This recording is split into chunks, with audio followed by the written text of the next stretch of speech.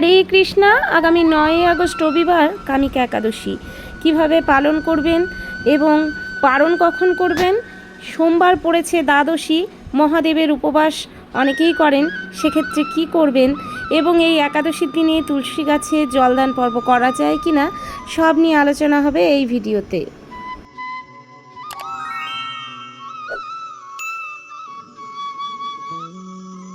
8ই August শনিবার দিন 11:12 হইতে রবিবার দিন 8:45 অবধি একাদশীর তিথি থাকবে। শ্রাবণ মাসের কৃষ্ণপক্ষের ব্রত কামিকা একাদশীর ব্রত। কামিকা একাদশী ব্রত 2026 সালে পালন করতে হবে 9 আগস্ট রবিবার। ভারত ও বাংলাদেশের জন্য একই সময়। একাদশীর ব্রত তখনই সম্পূর্ণ হয় যখন পরের দিন যথাসময়ে পারণ সম্পন্ন করা হয়। অতএব কামিকা একাদশী পালন সময় আজকের ভিডিওতে সঠিকভাবে আলোচিত হবে। বন্ধুরা, অনুরোধ করছি ভিডিওটি জুড়ে থাকুন। চলুন বন্ধুরা জেনে নেই যে সকল স্থানে 9 আগস্ট একাদশীর ব্রত পালন হবে। সেসব স্থান হলো ভারত, বাংলাদেশ, নেপাল, ভুটান, শ্রীলঙ্কা, মালদ্বীপ, জাপান, দক্ষিণ কোরিয়া, চীন, থাইল্যান্ড সহ এশিয়া মহাদেশের সকল স্থানেই কিন্তু 9 আগস্ট ব্রত পালন হবে। অনেকের মনেই দ্বিধা রয়েছে যে একাদশীর দিন তুলসী বৃক্ষে জলদান করা যাবে কিনা, একাদশীর দিন তুলসী পাতা চয়ন করা যাবে কিনা। হ্যাঁ, একাদশীর দিন তুলসীতে জলদান করলে তার বৈকুণ্ঠ ধাম প্রাপ্ত হয়। অবশ্যই একাদশীর দিন তুলসী গাছে জলদান করবেন, তুলসী মাতার পুজো করবেন। অনেকেই বলে থাকেন একাদশীর দিন তুলসী পাতা চয়ন করা যায় না। সেক্ষেত্রে বলে রাখি, যেই সব একাদশী দ্বাদশী সংযুক্ত একাদশী হয় সেই সব একাদশীতে তুলসী পাতা চয়ন করবেন না, অর্থাৎ ওঠাবেন না। আর যদি দ্বাদশী সংযুক্ত একাদশী না হয় অবশ্যই তুলসী পাতা চয়ন করতে পারবেন। তুলসীকে জলদান করার অর্থ হচ্ছে স্থান সেবা করা। তুলসীতে জলদান করে আমরা প্রত্যহ তুলসী দেবী স্থান সেবা সম্পূর্ণ করাই। তাই অবশ্যই একাদশী দ্বাদশীতে তুলসীকে জল দেবেন। তাই কামিকা একাদশী অবশ্যই 9 আগস্ট 2026 সঠিকভাবে সঠিক নিয়মে পালন করবেন। এবং যারা আমেরিকা বা দক্ষিণ আফ্রিকা এই সব জায়গায় থাকেন তারা অবশ্যই 8ই আগস্ট কামিকা একাদশী ব্রত পালন করবেন। এবার আমরা জেনে নেব একাদশীর দিন কি কি খাবার খাওয়া যাবে, কি কি খাবার বর্জন করতে হবে এবং দশমীর দিন কিভাবে আমরা উদযাপন করব। দশমী, একাদশী ও দ্বাদশী এই 3 দিন একাদশীর ব্রতের মধ্যেই পড়ে। তাই দশমীর দিন নিরামিষ আহার গ্রহণ করতে হবে, অর্থাৎ সম্পূর্ণভাবে নিরামিষ পাত্রে সাত্ত্বিক আহার গ্রহণ করতে হবে। এবং দশমীর দিন রাত 12টার আগে খাবার দাবার সম্পন্ন করে দন্তমাঞ্জন করে নিতে হবে। এতে যদি একাদশীর দিন আপনার দাঁতের ভাষায় কিছু লেগে থাকে তাহলে কিন্তু আপনার উপবাস সম্পূর্ণ হবে না। তাই দশমীর দিন এইভাবে উদযাপন করে একাদশীর দিন ভোর ভোর আপনি উঠে পড়বেন, অর্থাৎ ব্রহ্ম মুহূর্তে উঠে আগে স্নান পূজা সেরে ঠাকুরঘর বা ঠাকুরের জায়গা পরিষ্কার করে অবশ্যই ভগবানের কাছে আগে সংকল্প করে নেবেন যে আজ একাদশী, ভগবান আজ যেন আমার সারা দিন ভালোভাবে একাদশীর ব্রত পালন করতে পারি এবং ভগবানের কৃপা লাভ করতে পারি। অনেকে বলেন একাদশী তিথি শেষ হয়ে গেলেই কি আমরা পঞ্চশস্য বা অন্ন গ্রহণ করতে পারবো? সেটা একদমই নয়। একাদশীর ব্রত তখনই সম্পন্ন হবে যখন একাদশীর পারণ সঠিক সময়ে সম্পন্ন হবে। একাদশী করে পরের দিন যেই পারণের সময়কাল শাস্ত্রে উল্লিখিত থাকবে সেই সময়ের মধ্যেই ভগবানকে পঞ্চশস্য অথবা অন্ন রন্ধন করে নিবেদন করে সেই প্রসাদ পেয়ে আমাদের পারণ সম্পন্ন হবে এবং একাদশীর ব্রত সম্পন্ন হবে। একাদশীর ব্রততে আপনি ফলাহার গ্রহণ করতে পারেন। সবচেয়ে উত্তম হয় নির্জলা একাদশী করলে। যদি সম্ভব না হয় ফলাহার গ্রহণ করতে পারেন। যারা ওষুধ সেবন করেন তারা ওষুধও সেবন করে একাদশী ব্রত পালন করতে পারবেন। তবে পঞ্চশস্য বর্জন হবে। পঞ্চশস্য দিয়ে কোনো খাবার খাওয়া যাবে না। আপনারা সবজি রন্ধন করতে পারেন। বিশেষ কিছু সবজি রয়েছে, কুমড়ো, আলু, পেঁপে, কোয়াশ, কাঁচা কলা, এই সবজিগুলো বা বাদামের সবজি রান্না করেও খেতে পারেন। তবে সন্ধক লবণ আর সূর্যমুখী তেল ব্যবহারে আপনি এই রন্ধনগুলো প্রসাদ রূপে গ্রহণ করতে পারেন একাদশীর দিনে। অনেকের মনে প্রশ্ন ওঠে যে একাদশীর দিন দই মিষ্টি খাওয়া যাবে কি না। দেখুন, দোকানে যেই মিষ্টান্নগুলো তৈরি হয় তার মধ্যে ময়দা দেওয়া থাকে বা বিস্কুটের গুঁড়ো এগুলো দেওয়া থাকে।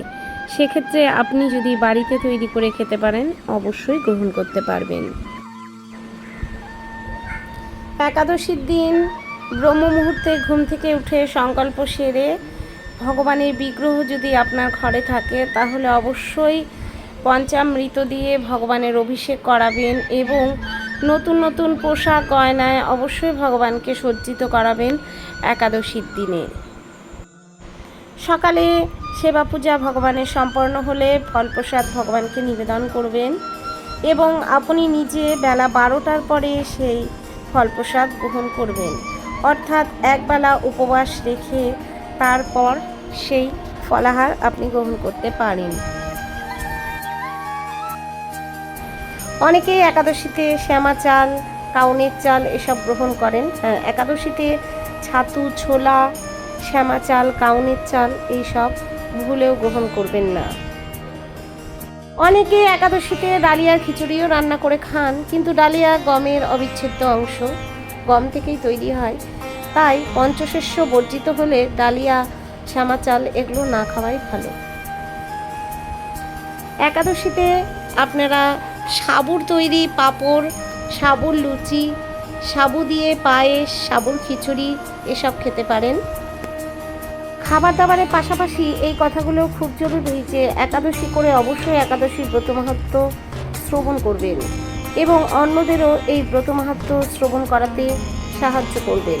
একাদশী করে একাদশীর ব্রত মাহাত্ম্য শ্রবণ না করলে সে একাদশী বৃথা হয়ে যায়। চলুন বন্ধুরা, এবার শ্রবণ করি কামিকা একাদশীর ব্রত মাহাত্ম্য কথা। ব্রহ্ম বৈবর্ত পুরাণে যুধিষ্ঠির শ্রীকৃষ্ণকে বলেছেন, হে শ্রীকৃষ্ণ, হে বাসুদেব, শ্রাবণ মাসের কৃষ্ণপক্ষের একাদশীর নাম এবং মাহাত্ম্য সবিস্তারে আমার কাছে বর্ণনা করুন, তা আমি শুনতে অত্যন্ত আগ্রহী। তখন ভক্তবৎসল ভগবান শ্রীকৃষ্ণ বললেন, হে রাজন, পূর্বে দেবর্ষি নারদ প্রজাপতি ব্রহ্মাকে এই প্রশ্ন করলে তিনি সেই উত্তর প্রদান করেছিলেন। আপনি মনোযোগ সহকারে শ্রবণ করুন। এক সময় ব্রহ্মার কাছে ভক্তশ্রেষ্ঠ নারদ জিজ্ঞাসা করলেন, হে ভগবান, শ্রাবণ মাসে কৃষ্ণপক্ষে একাদশীর নাম কি? এই আরাধ্য দেবতাকে সেই ব্রতের বিধি বা ফলাফলই বা কী হবে? আমাকে কৃপা করে বলুন। নারদের কথা শুনে ব্রহ্মা অত্যন্ত সন্তুষ্ট হয়ে বললেন, জগৎ জীবের মঙ্গলের জন্য আমি তোমার প্রশ্নের উত্তর দিচ্ছি, তা শ্রবণ করো। শ্রাবণ মাসে কৃষ্ণপক্ষী একাদশী কামিকা নামে প্রসিদ্ধা। এই একাদশীর মাহাত্ম্য শ্রবণে বাজপেয় যজ্ঞের ফললাভ হয়। ভগবান শ্রীকৃষ্ণের পুজো অর্চনা করে এই দিনের ব্রত সম্পন্ন করতে হয়। কেশবপ্রিয়া তুলসীপত্রে যিনি শ্রীহরির পূজা করেন, পদ্মপাতায় জলের মতো তিনি পাপে নির্লিপ্ত থাকেন। তুলসীপত্র দিয়ে বিষ্ণু পূজায় ভগবান যেমন সন্তুষ্ট হন, মণি মুক্তাদি মূল্যবান রত্ন মাধ্যমেও তেমন প্রীতি হন না। যিনি কেশবকে তুলসী মঞ্জুরি দিয়ে পুজো করেন তার জন্মাঞ্চিত পাপ ক্ষয় হয়। এই প্রসঙ্গে ব্রহ্মা বললেন, হে নারদ, যিনি তুলসীকে প্রত্যহ দর্শন করেন তার সকল পাপরাশি বিদূরিত হয়ে যায়। যিনি তাকে স্পর্শ করেন তার পাপ মলিন দেহ পবিত্র হয়। তাকে প্রণাম করলে সমস্ত রোগ দূর হয়।